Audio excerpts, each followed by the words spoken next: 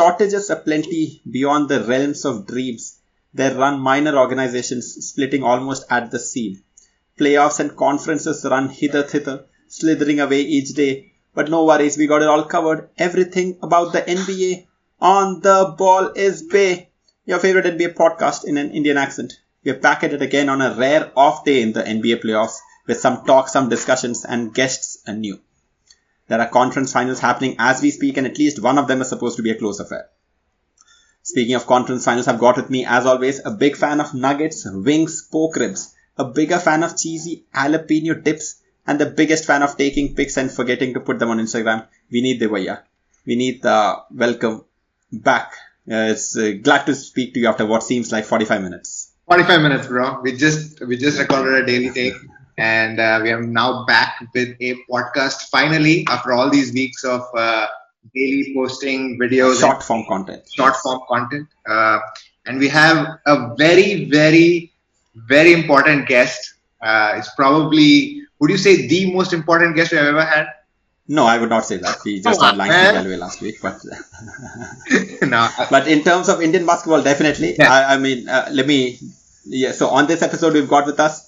I recently found out his full name is Gopalakrishnan Ranganathan Rajagopalan, or as everyone in Indian basketball community knows, Gopal from Eklavyas.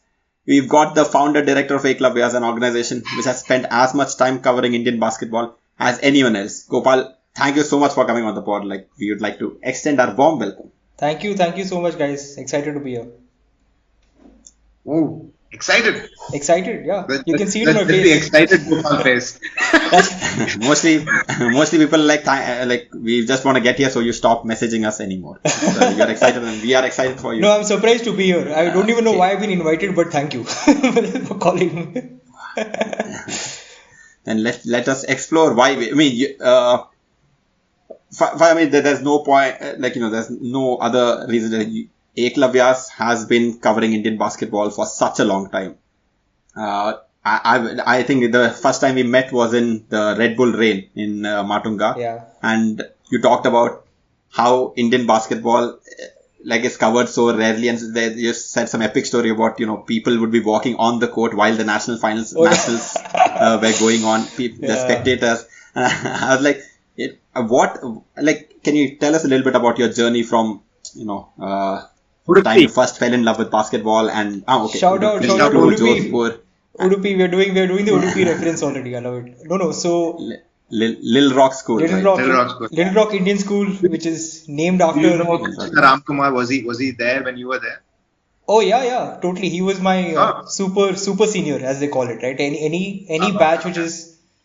Okay, I'm not trying to make you sound old, but he was whatever 3-4 years, I think. You're talking about Krishna, they're brothers, na? Krishna Ramkumar, Karthik Ramkumar. Yeah.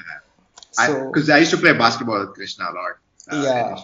Yeah. So so Krishna Ramkumar was part of that, the only Little Rock team that I think went to the CBSE Nationals or something. I should ask him how I beat him really badly. And he still goes that drive. He's like, you come to India and I'll show you again. And yeah, but that was cool. Yeah, no, that's how it started. So I was playing. I actually started playing in Manipal, which is that obviously university town, and it's cool because it gives you access to all these facilities which are meant for college students. But I was there as a school kid because my father used to work in. He was a professor in TAPMI, which is a management institute in Manipal. So I had access to. Yeah, they rejected me. I remember them very well. Oh, okay. I don't know if my dad would have retired by then, so I don't. I don't think. I'm sure he would have also rejected me, but let's not go. Yeah, anyway, management and all, I don't think it needs to be studied.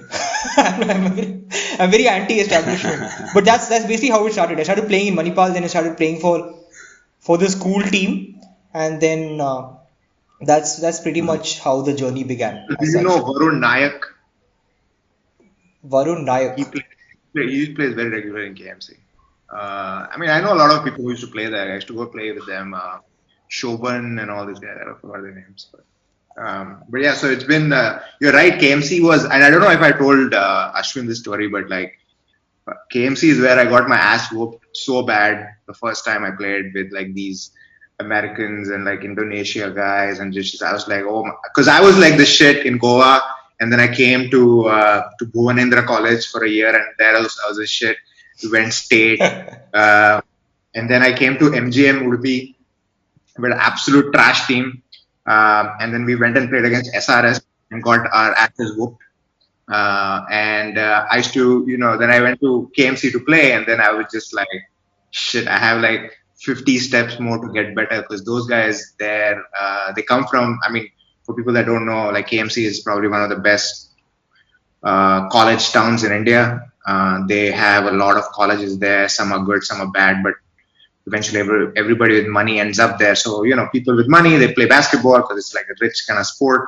And a lot of NRIs come there. And so they are absolutely phenomenal athletes, also much bigger than me. So it's where I got my first proper whooping, I would say, other than the Haryana boys. But then I should always say the Haryana boys were tall, and the Gaon ke hain, so I have to be like. And they're quite older, the Haryana boys. Yeah, much older. They come with under 16 tournaments, and then you look at them like, we don't look under 16. Crazy. Yeah, that's it. Anyways, all right. So yeah. I mean, I think now that we've established that there is some connection somewhere. Yeah. I think I've been following Eklavya's ever since I started Ballers Bay, and then I was just like, and I tell Ashwin this story is that the first time I ever interacted with you, I didn't know who you were. I was on Twitter, and there was, I think, a hashtag that you were promoting for Brown Boys Can Jump or something like that. Brown Men Can Jump. Brown Men Can Jump. Yeah. I kind of said this is all propaganda. And I remember you responding with like, you want to follow, you follow, and you get lost. I was like, who is this guy? Okay, I don't remember this.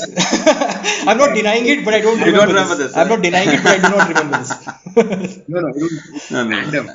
Like I said, I was not into, like, I wasn't looking at basketball as a kind of media thing. So this was, I think pre-Ballers Bay also. So that's when I first saw, okay, who is this Gopal guy? And I said, okay, Eklavya, okay, cool. And then when I and Vaishnav started Ballers Bay, then we kind of learned more about what Eklavya is doing and what you guys are doing. And I thought it was it's pretty amazing that you have such. My first introduction to Eklavya's was I tried to get a job on their site as a when I had just gotten out of college. I was like, okay, no, give me what engineering has taught me is not going to be applicable anywhere else in my life. So, and somehow I think either through Sportskeeda or somewhere else, they had put an ad saying, we want people to go to organize like tournaments, college tournaments, and then report. And I was like, okay, that seems like a nice thing to do. I mean, I like basketball and I can write a little bit. So I think I went on their site and checked something. And for some reason or the other, it didn't pan out. But that was the first time I heard about, Eklavya's as the destination for Indian basketball. I think this really speaks about kind of the work Gopal does. Like everybody that's connected with basketball in India has somehow interacted with Gopal and Eklavya's in a way where there's some kind of connection, and I think you should be really proud of the work you have done. I think it's everybody in the industry, the large basketball industry in India. Oh, the many millions and billions who follow basketball. Yeah, I think we all appreciate the work you have done, and secretly we all wish we were Eklavya's in some form or the other. So congratulations on that. I think that's pretty phenomenal. And I saw your LinkedIn profile, and it showed that you were a lawyer at some point of your life. So kind of being somebody who quit all of that and said, I'm going to follow India basketball. I mean, like I think I have balls, but then I would say that you probably have bigger balls than me to decide to go against and follow India basketball. So I think props to you. And I don't know if you have a team, but I don't think you have like a full-time team. But maybe you do. So we'll know more about that. I think do you mind like talking about what Eklavya? Yeah, once Vineet, you please shut up and like let him talk about his journey of Eklavya. Yeah, but I just wanted to set it up for the audience. Our audience may not know what. We have to control our fandom. We have to let the man talk. This is a podcast. He has to. Yes, Gopal, please tell us about how JNLU or JLNU. What is it? Jodhpur Law National University? It's become NLUJ now. But that time when I joined in 2006, there were only what one or two of these national law universities then. So that time it was only NLU when I joined, but now there are about 20 of them. So it's become like NIT, like NIT, Surathkal and all of these. Surathkal reference, Vineet, Surathkal. I got Surathkal also. Best, yes, best engineering college in the south after IIT Madras. Yeah, no. After IIT Madras. That's a lot of humility we need. Is Vineet an IIT guy? I'm sorry, I have not done my usual. No. He's a NIT Surathkal guy. Oh, okay. Yeah, so, but that's basically it. And then he's a Cornell guy, but you'll hear that later. That's a different thing altogether. No, so first off, sorry to disappoint both of you. One of you I sort of trolled back on Twitter, the other one who didn't get a job with Eklavya's. But just to sort of answer your question is the sense that, the law part, like I've always been interested in combining basketball, media and law. I think the three together form like a good sort of triple threat. If I want to, if you're doing that, if you're doing references, if you're doing and law. Okay. So so even when I was in school itself, I started writing for a bunch of places like the kiddie section on Deccan Herald and all of that, right? So I started writing. Yep. Like if I used to play one game of basketball, I used to write 4 articles or one poem or something. So, but then I went to law school and then even there, the NLU, it was like a 2-year-old institution, or just one batch had graduated then. So there was no basketball scene in college. So, and obviously when you're playing in school and all, you have a coach, you have a manager, you have the institution sort of helping you out but then in college there was nothing. So that got me more proactively interested, right? It's not just about playing, but how do I get others involved and how do I start like a larger sort of culture around a sport. But then obviously after you graduate law, we all need jobs, right? The classic whatever, like. So I did that 9 to 5 thing in Delhi. Getting money to eat food. Yeah, getting money to eat food. I did that for about a year and a half. But in my head, I was like, if this job does not pan out, then I'm not going to take up another job. And also the reason being that this job itself that I took was on almost on the fringes of law. I worked in legal publishing, right, with all those law books and commentaries and those thick volumes and all, which is so exciting, right? Editing those books, but that's how it began. But I was very clear, if this also does not work out, I'm just going to go give it a shot, because this is also time. This was around 2012-13, when that BFI IMG Reliance contract. It was being executed. There was stuff happening in Indian basketball. There was a school league, college league, and there were talks, there were serious talks about a pro league starting. So I figured this is a good time to sort of dip my feet in it, so to speak. And then I met actually when I was still working, I met the BFI president. Back then, it wasn't Govind Raj, it was the one before, a lady called Rupam Sharma. I met her and I told her I'm interested in media and all of this. I want to work with you. So she asked me to contribute some article. I wrote an article, but that article I realized in hindsight now, from maturity or wisdom or age or whatever, it was very hard hitting.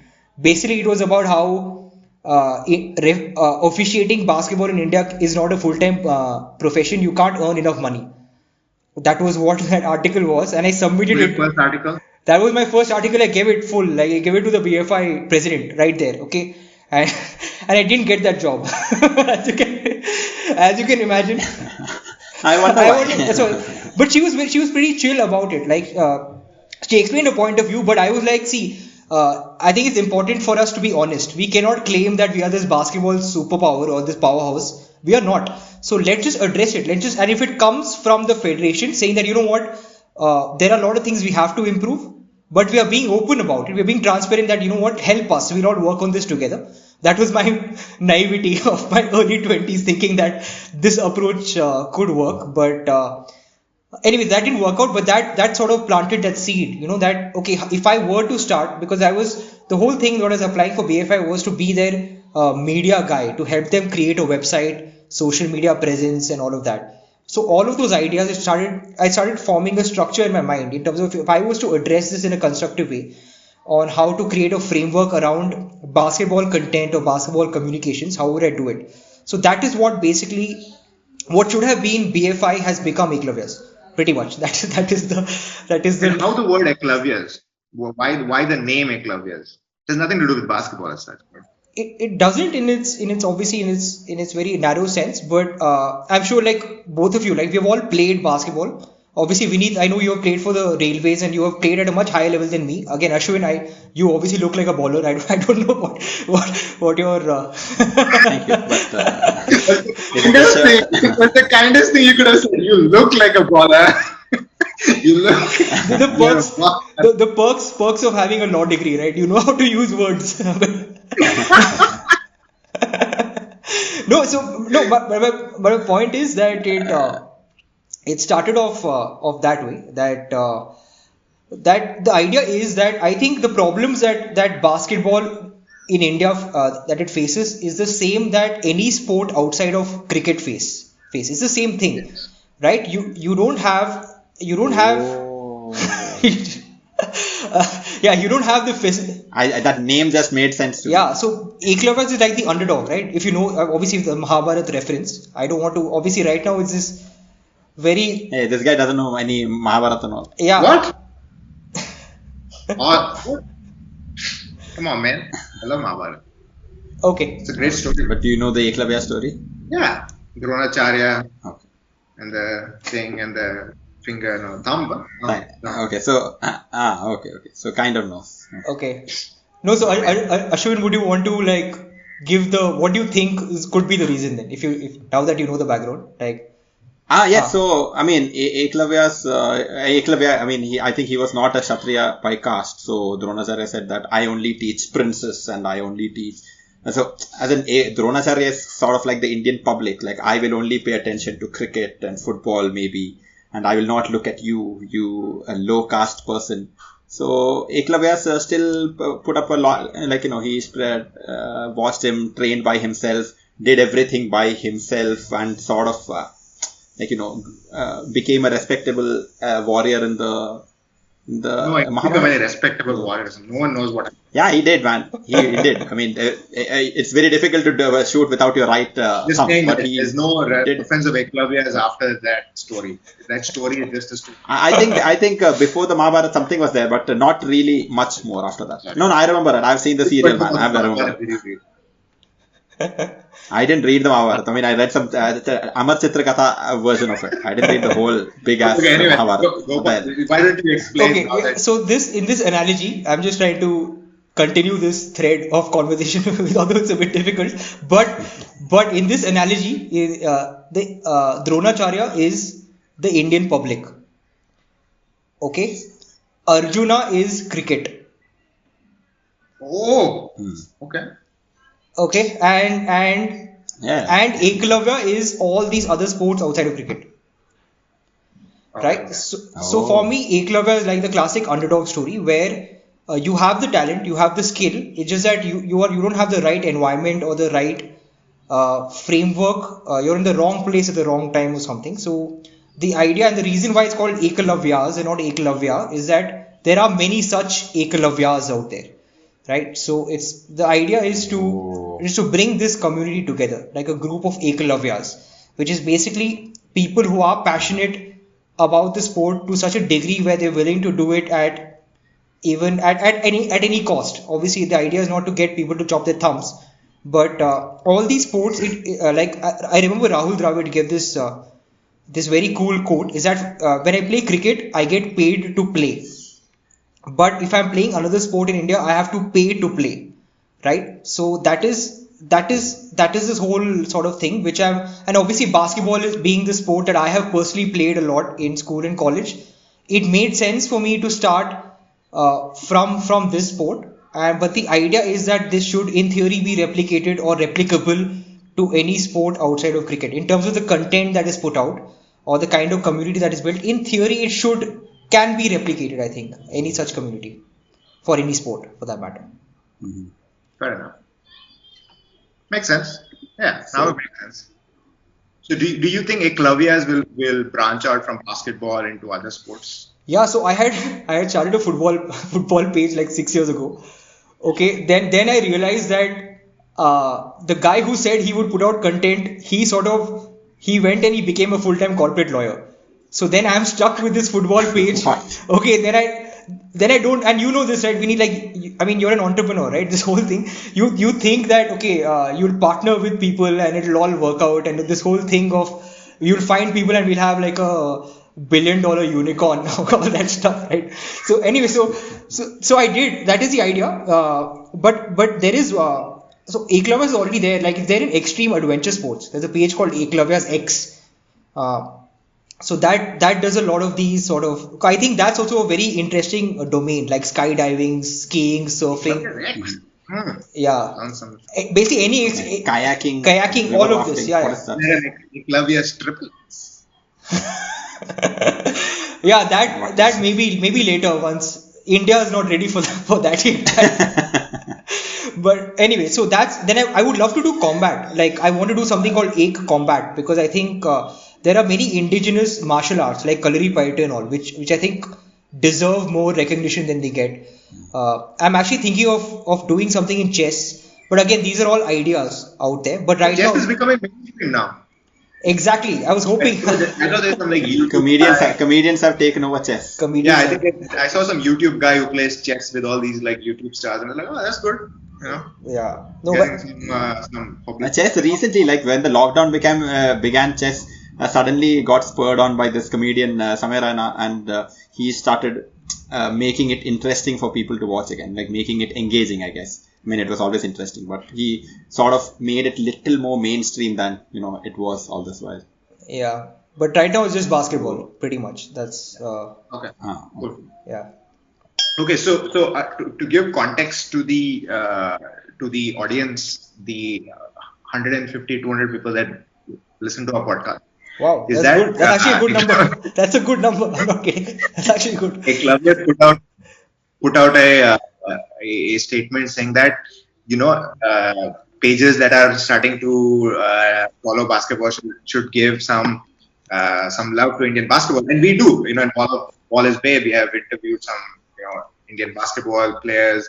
When I went to the All-Star games, I interviewed some Indian guys, Indian players, and I think you guys posted one of them too.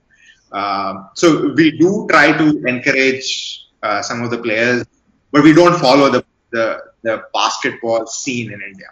So I wanted to understand more about where you're coming from, because I can see some people taking it in the wrong sense, which is like, ye kaun hota hai hame bolne wala, like who the hell are you to what to do? So in terms of like what you meant about how should NBA focused pages like ours or podcasts like ours encourage or include Indian basketball within the context of the content we create, because in the end of the day, people can choose what content they want to listen to.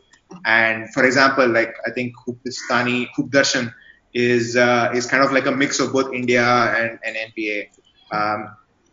And for me, I do listen to it, but I usually skip forward all the Indian stuff and I go to like whatever. It's just what I prefer, right? Yeah. But sometimes when they have someone interesting, I end up listening to their interview too. I think they've interviewed sometime Scott Fleming. I think I thought that was a very interesting interview. So I think there is a place for where you can kind of get Indian content or Indian basketball mixed with NBA, so that you can engage the audience on two platters. But I wanted to hear more from you as to what your thoughts are. Yeah. So about that post, it was again specifically for because I've noticed it, especially because in the lockdown, obviously we're all exceptionally jobless by choice or by compulsion, either way. But what has happened is there are these, obviously it's a flurry of these webinars and all these things happening, right? And Instagram pages that have come up. So it was specifically for that. If you're starting an Instagram page, see, a podcast is something which is very different. I'm not just saying it because you invited me, but the fact is I could have easily started an Indian basketball podcast myself.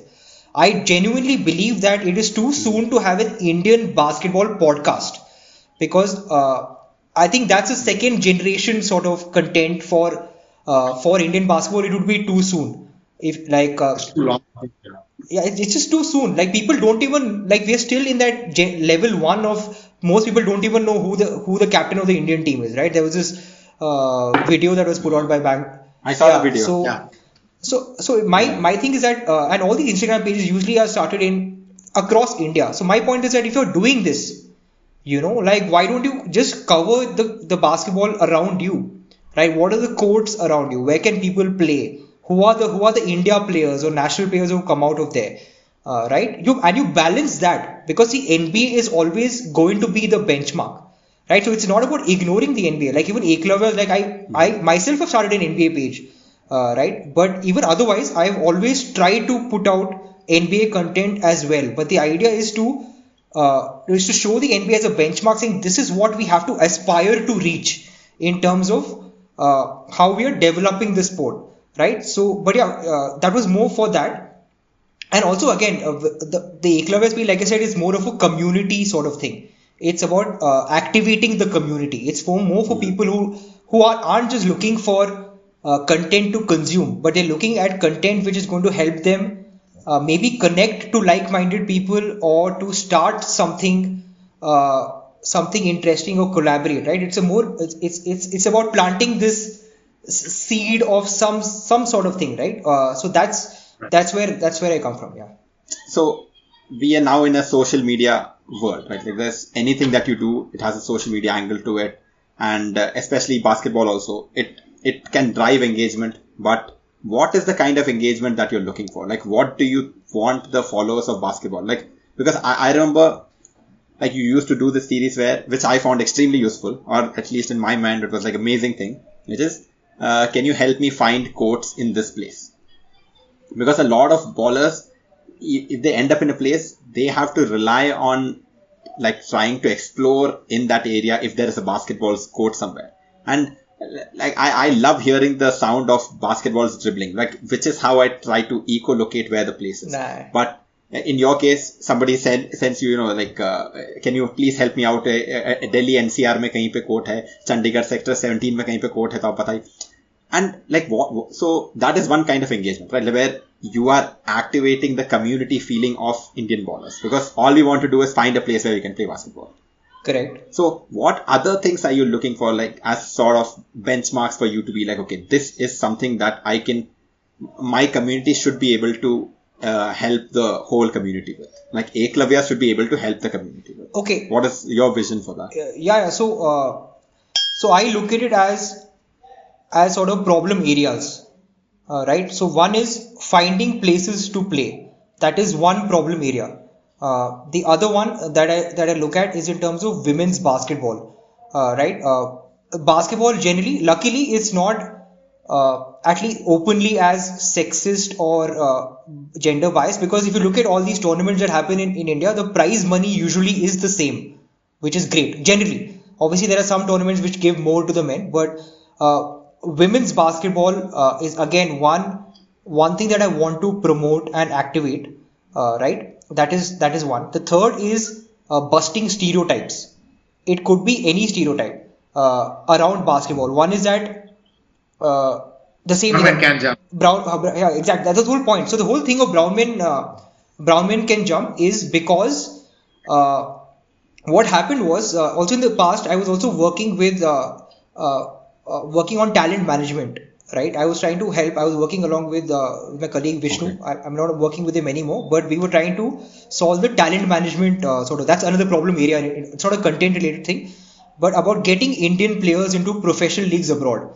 We are all talking about when will an Indian come into the NBA, but that is not the problem we are trying to solve. The problem is, are we creating pathways for Indian players to play professionally anywhere? It could be Europe, it could be South America, Japan, Australia. That is a much more real issue to solve, because then you can have 100 basketball players, men and women from India, simultaneously playing in any professional league anywhere in the world. And then out of those 100 is when you'll get a 1% conversion rate into the NBA or WNBA, right? So busting stereotypes, like why is there this perception that Indians don't have the athleticism? Because your perception of when I say your, I'm talking about the Western perception of Indians are the engineers, right? All those who went and ended up on the West Coast, right? Who are not your benchmark for athletes, right? That is your perception, that Harold and Kumar kind of whatever, that kind of situation, right? So busting stereotypes.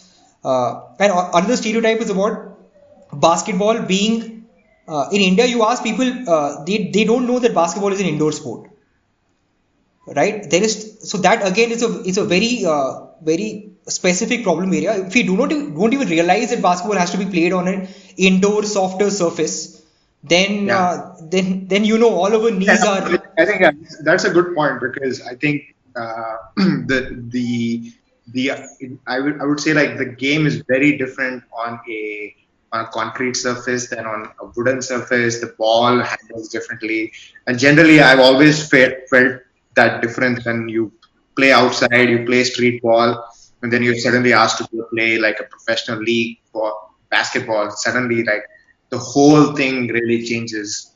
And yeah, I mean, in India, very few people know that this game professionally is played indoors and not outdoors. Yeah, so I'm just saying, so busting stereotypes generally is also another thing. Yeah, so yeah, the third thing is what I find, and maybe you guys feel the same way, is that even when I was in school itself, when I was reading the paper, right, I always in the sports section, because we are that old, so I'm talking pre-social media time, right? Uh, so there was this. Obviously, you rely on Sports Star or that whatever the newspapers, Sports Star is chill. Sports Star. So, so you're reading the sports. Sports Star is the OG. Yeah, so you're reading. I'm reading the paper, okay, and I'm finding cricket, right? And even there, you have like they're covering like Zimbabwe and New Zealand. Okay, I'm like really. I mean, is this really like what you should be doing right now, right? So my the other sort of prong, like I said, problem area is very basic stuff, which is simply documenting the most important events or results or trends uh, around basketball. So that's how Eklavya's began. In fact, Eklavya's website was a live play-by-play commentary. That's when it sort of blew up because Karan Madhok was Hupistani. Shout out to him. He was sitting in. He actually went to Wuhan. He was in Wuhan covering the FIBA Asia Cup in 2014, and I was obviously in Bangalore because I seem to not have a life. But I was always here. But we were doing a live play-by-play, right? And then India miraculously beat China. So previously we have done live. I mean, I've done live play-by-plays in the past, but India loses by 20 points. Okay, on an average. But so Karan. I like how you like 20 points, but that's an average. Or average, yeah. So, but no, I'm talking about against teams like Iran and Philippines and China and all, Japan. Yeah. So what happened is through the course of that, Karan and I were both watching this unfold, and what happened is by the end, and this was pre-social media time. So Karan was able to go into the locker room or something after that and take a picture. I don't know if you guys see it's a pretty now it's sort of become like iconic in the sense they're all in the locker room and they're celebrating and all. I think it's still part of the Hupistani's banner on Twitter or something. But anyway, so then after that game, it went viral, right? The result because everyone were like no one knew about that Indian basketball existed, but immediately 2 hours later, everyone started acting as if they're an expert. Right? They're like, oh, India beat China, amazing, and all that. Okay, and then the same tournament also, all our favorite news anchor Arnab Goswami, right?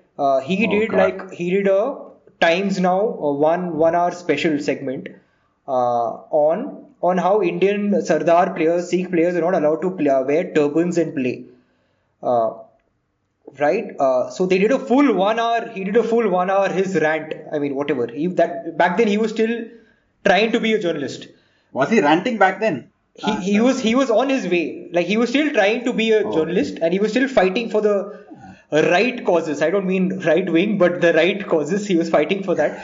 But so then, so they did a full 1 hour special, and he did not even mention that India actually beat China.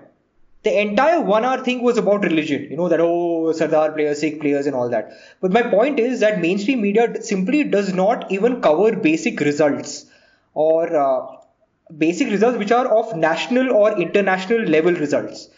So that is also another prong. That's how Eklavya's began. Pure documentation. what is happening in the senior nationals? Where does the senior nationals happen? What is the structure of the senior nationals? It is like some scientific experiment, level 1, level 2, then you have this losers knockout tournament, you have this, you have relegation, and you have promotion. All of this is happening, right? So that's the idea, is simple documentation, so that that there is someone, there is a place, or there is a platform where you can go and just get data. Because that again is the fourth problem. I've lost track of the number, but it's a fourth problem point. There is no data, And right? the fourth one, you're right. Yeah. Right? Like on your Ball is Bay podcast, you are able to have a legit conversation on, is Jokic a better passer or LeBron, right? And you're able to back that up with advanced NBA stats and analytics. But in India, we don't even know the overall career points per game, or a individual game points per game, right? So the idea is to give that foundation of news, so that this can lead to the second generation content, which is where people are actually having conversations. That Khushi Ram was more impactful than Vishesh, or Amjot was better in the paint than Ajmer Singh, right? Because I think this is what is needed, because only then people will get interested in following Indian basketball. So this again is a huge sort of foundation. Well, obviously, right now nothing is happening because of the lockdown, but that is basically, these are sort of broadly what. And then the last thing is, I find that if you're a basketball fan in India, you have to discover and find other basketball fans. You are usually surrounded by, for every one basketball fan, there are 10 cricket fans, 7 football or EPL fans. All 7 are engineers for some reason, but okay, but that is the split, right? Like all my school friends, by the way, all of them who went to NIT, and all these engineers, they're all football fans. So there's an engineering football somewhere. I don't know. I have not done this. You're right. I don't know why that is, but that it exists. You're right. So that's the idea, is that at least people should know that there are other crazy people out there who also love basketball as much as I do, right? So it's a place where people can. I'll give you the engineering thing, right? So I think sports in general is something that people try to emulate, right? Like you see LeBron do a windmill dunk, and you're like, oh shit, I do that.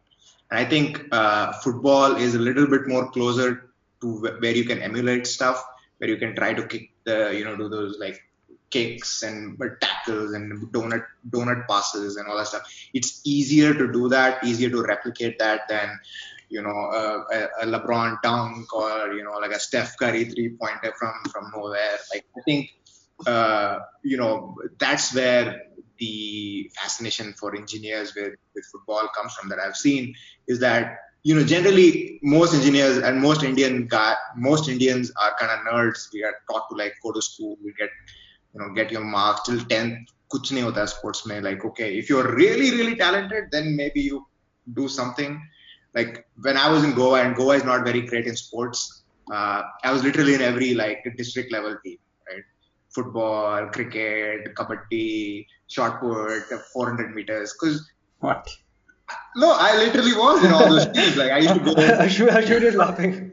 Right? And it wasn't that competitive. And my point being that like when you get to college and you realize kuch nahi hota yaar, there's nothing to do other than go to school, then you pick up a sport. That's how Ashwin got into basketball. He got rejected by cricket, and then he said, "Fuck it, I have nothing to do. I don't go 3 times. I don't go to classes anyway, so let me pick a sport."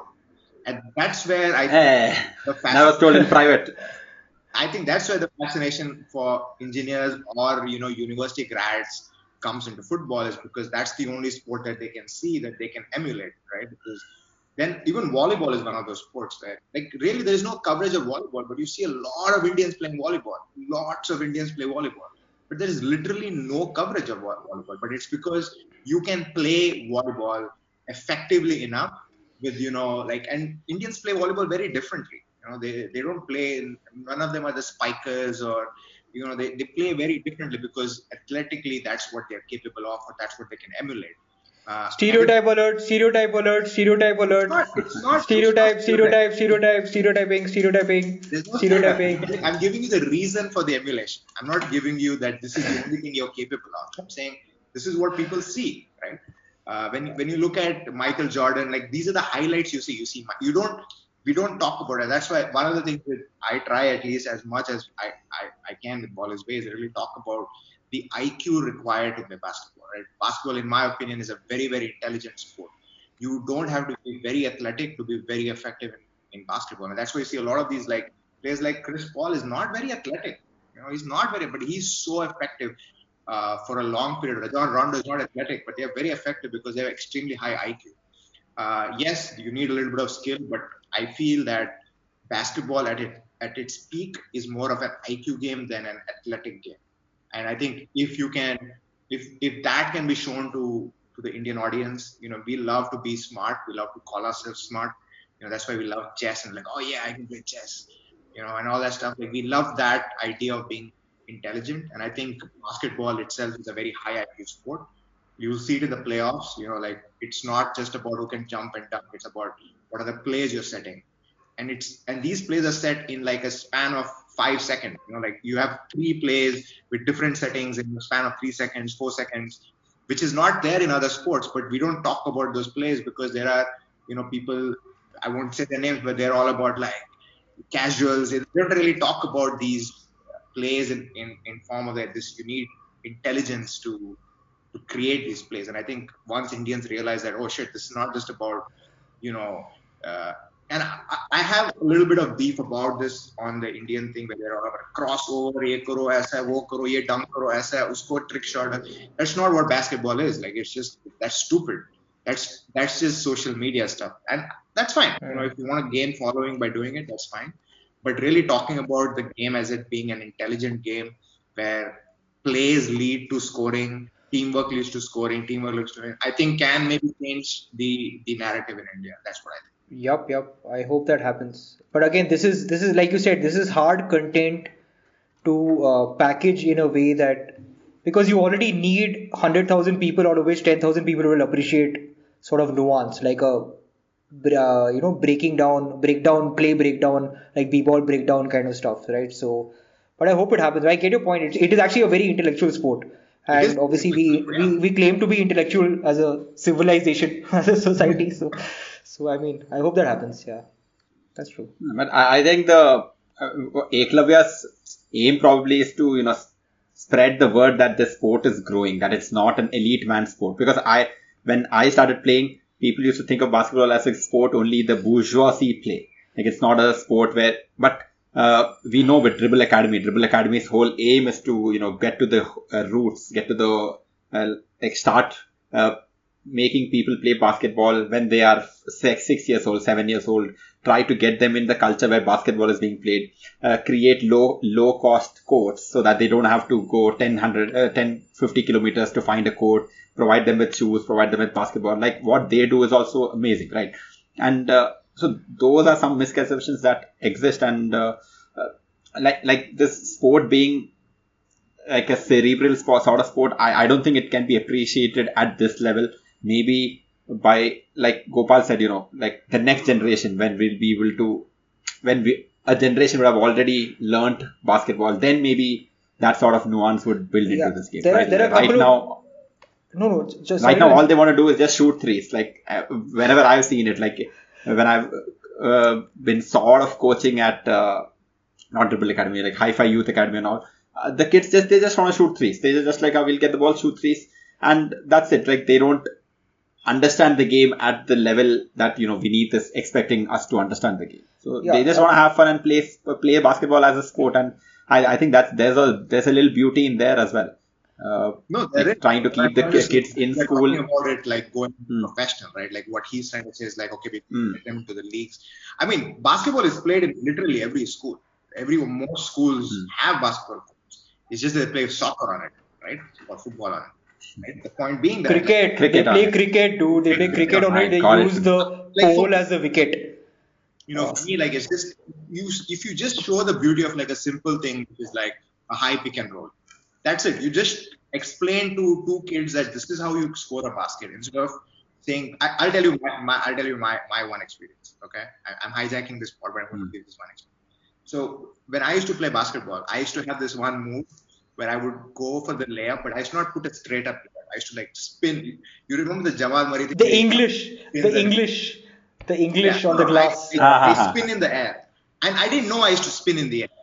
Everyone is like, oh, so good, and I was like, I'm just putting a layup. I never knew till I saw myself on video when I played the nationals that shit, I actually do spin in the air, and that's why people like it. But for me, it was just like I was laying it out. So with basketball, there is this fascination that you're this like cool dude.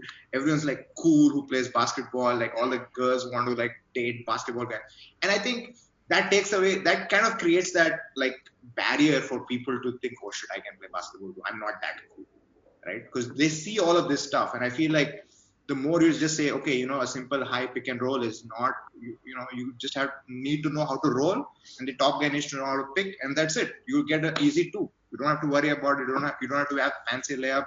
You don't have to have like a dunk or anything of that sort. That conversation I don't think happens in Indian basketball. I don't think that happens, and I don't know. I've not played Indian basketball for almost 7, 8 years, 10 years now. But when I used to do, they had only one thing, which is throw the ball. The one short guy who's really fast will run, catch the ball and lay it up. Yes or no? Am I wrong? Yeah, that's a classic outlet transition cherry Yes. picking. And it was just like, I was always thinking, God, this is the stupidest way to play basketball. But that's what people see and that's what people learn. But I feel like that conversation does not happen. And I would love Eklaviyas to maybe have some kind of outlet where, like instead of like having these posts, like have like maybe like some kind of like, this is what pick and roll is, this is how pick and rolls are effective, and or this is what a screen and flare is, this is what a double screen is.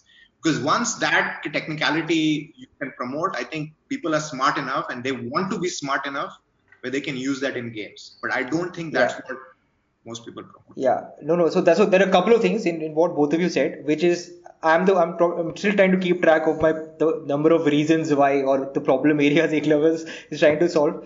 So this is basically point 5 and 6, which is like increasing the general IQ, like conveying the intelligence of the sport, which is but again, to answer your point, this is why I've started like a sub page. One of you I think messaged me, how many pages have you started and why have you started it? I think I don't know who it was. It was one of you. That sounds like something Vineet would ask. Because I would just count it myself. So anything that comes out of the basketball thing, which is a little bit like, kind of it cuts through a little bit hard, is from me. And anything that's really nice and happy and all is so much. No, so to answer that, that's the reason I started a different page called Dr. Hoops. Okay, the idea of it is to do play breakdowns. In fact, this what you're talking about is something that I'm actually looking to do, where we actually get like how Kobe, may his Detail. soul rest in peace. Yeah, but detail was about that. Yeah. So basically taking that. So the idea is to maybe get Vishesh or someone. Like the famous alley-oop that we got against China, right? That alley-oop China. dunk. Yeah, Oh. Vishesh to Amjod. There were off-ball screens that Joginder and someone else had set, right? There were two back-to-back off-ball screens which no one notices or talks about, right? And so about breaking down, I noticed. Did not talk about it though, but I noticed. yeah, so I'm talking about like breaking down plays. That is something. I agree. That is something that I'm planning to do for sure. Like with the players' voiceover, like that whole Kobe detail sort of thing. Maybe that'll happen soon. That's one. The other thing which Ashwin spoke about, which again is problem area number 6, I think, is this whole bourgeoisie thing, right? Perception of basketball as an elitist sport versus the reality of it being a grassroots, rural, tier 2, tier 3 city, town, village sport. Because 99% of those who play for India come from non-urban settings. That is just a fact. And again, so there is this whole thing. People think, oh, NBA is so cool and all that, and they do all this. But then the reality of basketball is so different. So this whole idea is to bridge these two things, right? Which again comes back to that post, right? I still think there is a way to do it. There is a way to organically bridge these two things because it's still basketball. Even if, like people who don't understand basketball get distracted by the by the shiny lights of the NBA and the celebrities who turn up there. But like you said, right, basketball at every moment is broken down into specific plays and specific moments.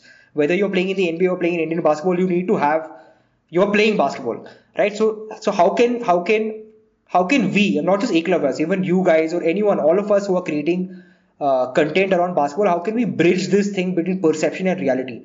And that's happening now. Like many kids today are following both NBA and are also playing for Karnataka or Kerala and all.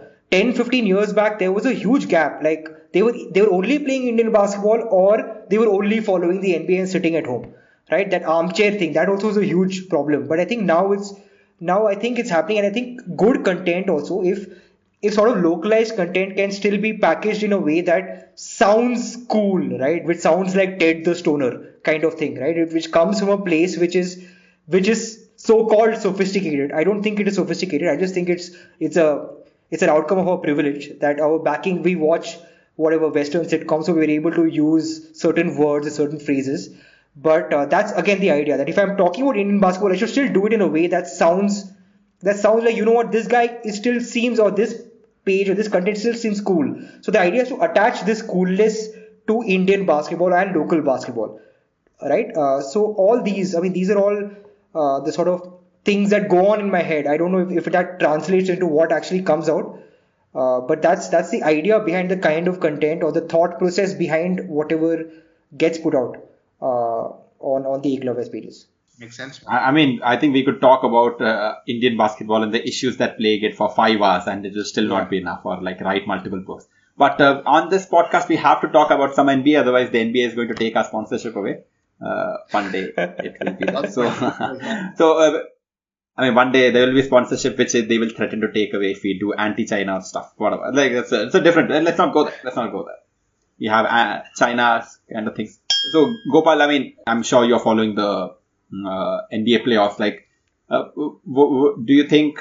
I mean, we want to talk about how the Clippers faltered against the Jokic Nuggets. We have talked about it like tremendously a lot, but I wanted to get some of your thoughts as well. The team which was supposed to win it all, the team which was supposed to be the beast on defense with the dog mentality, and they got beaten by a Serbian overweight kid and his friend from Canada. Not overweight anymore. But he was at the beginning of the season. A little pudgy. He got our formerly overweight Serbian kid and the friend from Canada. I mean, how did you? I mean, do you manage to catch games early in the morning? Yeah, so in fact, this 2019-20 season is the first season where I have consciously tried to follow the NBA. And again, I'm being very honest. If you had called me say 2 years back, I would have been totally clueless, because I actually took a very conscious decision in 2012 or something. So I'm terrible at multitasking. Maybe it's a guy thing. Like guys are supposedly terrible at it. But anyway, the point is that I thought. Sounds a little bit. There's a little cognitive dissonance right there. We're bad at multitasking. I think guys are supposed to be great at multitasking. I don't know. I don't know. Whatever. The jury is out on that. But anyway, my point is I am terrible at it. So the thing is, I took a conscious decision in 2012 that I'm just going to go all in. Like I'm going to get into the muck or dirt or whatever, or the beauty or curse of Indian basketball. So this 2019, that's what I did for 6 to 8 years, and till 2018 I was still, honestly, it took me some 2 seconds to realize that Harden is not with OKC. Harden is with Rockets, because my NBA memory was sort of stuck at when I graduated college, right? Because college is where your dad is always paying or covering your expenses. You can just watch games. But from 2019-20 season onwards, I have started watching it, and my vote was for the Clippers, I think, because again, going back to what Vineet said, right, about if you go by foundational principles of basketball, defense is supposed to win championships. Yes. But here defense is getting knocked out in the Western Conference semifinals. But that's also because they didn't play defense. They didn't play defense, which is. But yeah, even I was disappointed. I mean, again, I watched these teams. I thought Montrezl Harrell, like, I don't know, he disappeared. I think he got the sixth man award, and then I don't know what he did with that. Yeah. He just sort of like, I got He's it. the captain of the Clippers. I don't know what it is. I mean, Jokic, other than Jokic playing at an elite level. I don't want to hate on Paul George. I What? actually think Hate. I'm saying I don't Go for want. it. I'm saying I don't want to hate on him because people are doing that, the whole pandemic pay and all that. But Okay. I loved him in the Pacers. I actually think that the chemistry is off. I mean, it may sound like an excuse, but at the end of the day, you do need to play with your teammates for a considerable period of time, which I don't think has happened with the Clippers. But I don't think that can be an excuse as well, because you should be like your Team USA always plays You in should the. be able to average more than 10 points a game. That's my point. Yeah, you should be. And as a team, I think there's no excuse for not playing defense. Yeah. I think that's not a chemistry thing. That's an effort thing. So yeah, but credits, man. I think actually Nuggets probably are the most likable team after Mavericks when Mavericks won in 2011. All my references will go back. Always jump 8 years, like I said. But Vineet is very happy that you referenced the Mavericks. Usually he's the one who has to bring up either, it's in our contract, like either Tim Duncan or Dirk Nowitzki has to be brought up in the episode. yeah, somehow. beautiful basketball, team first basketball. I mean, but Nuggets, I mean, they're just likable. I love the fact that I saw this video somewhere of Jokic doing some short dance video with 3 other Serbian Oh yeah, women. with those 3 Instagram models. Yeah, and he like, this is the guy who beat the Clippers, which I love. Jokic, man. I love him. So I mean, you can't hate the Nuggets. Like, you can hate Clippers definitely because they just have Patrick Beverly and Marcus Morris and all that. Yeah, They're not a likable team. But you absolutely cannot hate the Nuggets. Yeah, but I was not Nobody else. expecting it. I was not. I don't think even Nuggets were expecting it. And what do you There's think a about the huge thing ass happening with the underdogs. Miami Heat? What are your thoughts about Miami Heat's dream run? See, that's what, if you ask this question now when they're in the finals and they're whatever 2-1 up, then so everyone will say like, yeah, we knew it, we saw it coming. Pat Riley is a You're genius. an honest guy. That- You can say what you think. And, not like yeah, that. so now everyone is like, oh, Pat Riley, like, oh, yeah, oh, what, he's like a chess grandmaster. Pat Riley तो last year भी general manager ही था. But Yeah. they didn't do shit. No, but okay, even at the risk of sounding like a bandwagoner, so this season, like I said, I made a list. I'm going to follow 6 teams. Okay, out of which obviously 4 of them were Western Conference teams, but obviously Miami was not part of that. But I actually ended up watching them because I think they were leading in the Eastern Conference for about 30-40 games. They were number 1. I think they were right up there, right, at the beginning of the regular season. I was super impressed with their constant sort of, I don't know if technically it's called motion offense, but their constant cutting and moving without the ball. They're so much fun to watch, and obviously, and I'm watching them now. I love how Jimmy Butler is able to disappear into the team for 3.5 quarters and then resurrect in the last 5 minutes, and then take over on both ends of the floor. I think that's crazy, man. I don't want to do the Jordan comparison, but it's very Jordan-esque in the ability to just sort of preempt and to know what's going to happen and then be able to anticipate and get steals and convert and score against so-called elite defenders, right? That layup that he got in game 2, right? That was insane, man. He had done 2 crazy steals and then he made that behind which was very Jordan-esque. That one play where he threw the ball behind his back in the front court and then he went on to convert the layup. Yeah, go out of bounds, right? That's such a classic Jordan thing. I'm sure people are going to do that mashup of Butler and but Lakers probably will win, man. I feel I mean it's good for LeBron because I think LeBron deserves some luck. He has had a lot of bad luck in the playoffs in the past.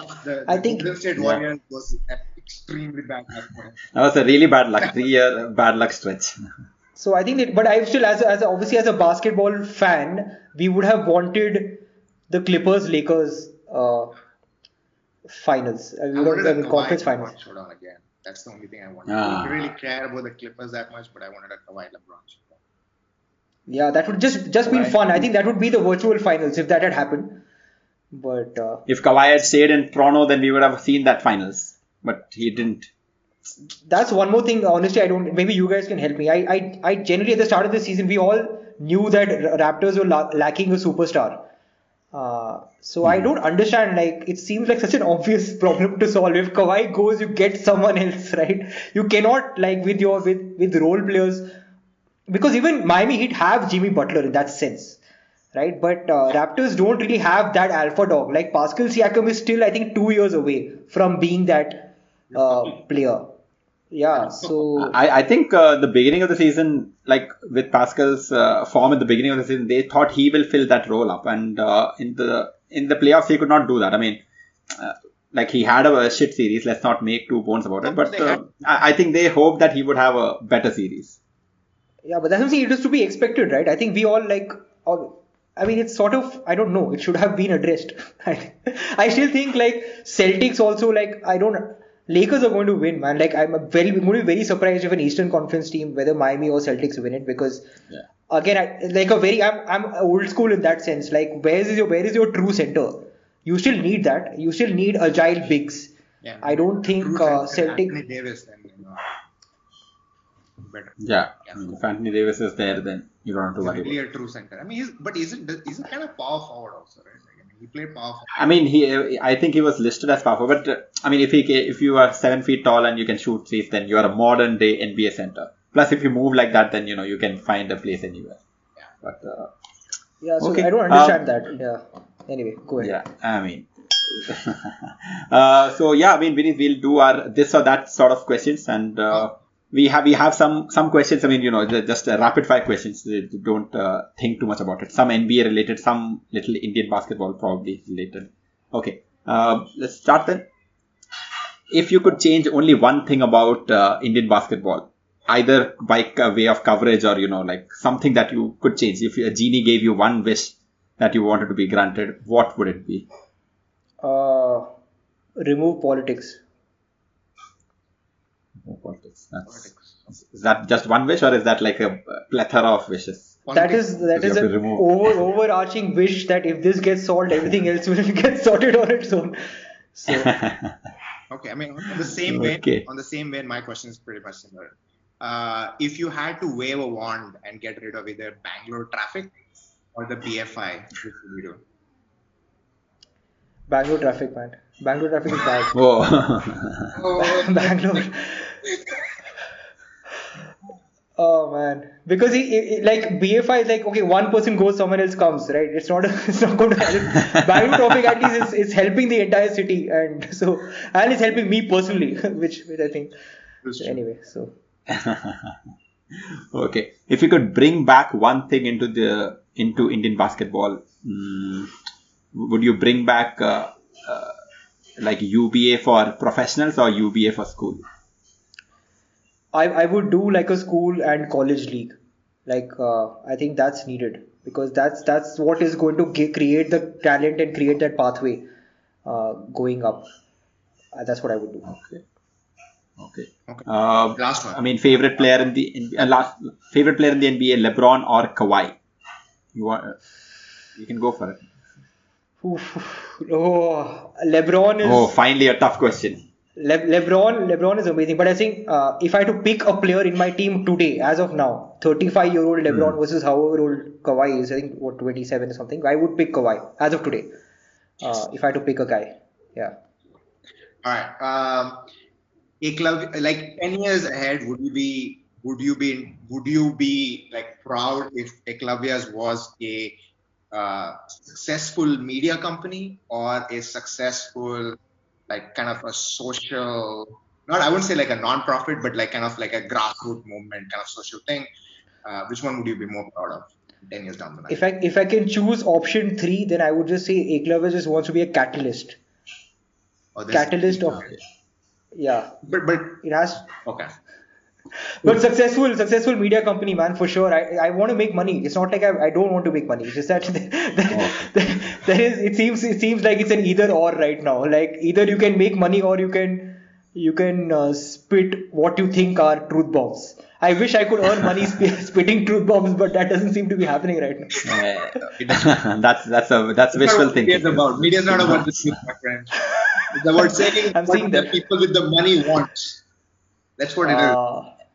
Well, yeah. But I mean, of course, our aim is, eventually in India, I don't know what it will happen, because I really don't know what. I mean, I know the hurdles very generally, but specifically, is it favoritism? Is it like, do you have to line the pockets of politicians? I don't know what it is, but hopefully soon, one day, we'll have a national basketball league in India where we have franchise systems and we get people to play basketball. Maybe there one day there is a film about film where, the main character plays basketball or goes through a life-changing, path through basketball or something with basketball. I think those kind of things might, like help reach basketball to the masses of the country. And, one day, probably Eklavya will be the spearhead of that movement, and Wallace Bay will be covering it, hopefully. Awesome. Look forward to that. Yes. Look, thank you so much, Gopal, man. Absolute delight talking to you. We've been planning this, I think, since the day we met. I think you've lost a lot of weight since that time in Red Bull. Good. But I'm glad. That's a good thing. I wanted to lose weight. I was like, not really. Like, you look more prosperous, as they say in India. Like, you look a lot more prosperous than now. This lockdown does not. You've probably been working out or something of that sort, hopefully. No, man. And it's not. No workouts. Just doing jhadu pocha, if that counts. That's like a full body workout. That's cardio. That's high intensity interval training, I guess. Okay. All right, Vineet. Listeners, like, share, subscribe, do all that jazz. Vineet, okay, please say bye and end this. See you. Bye-bye.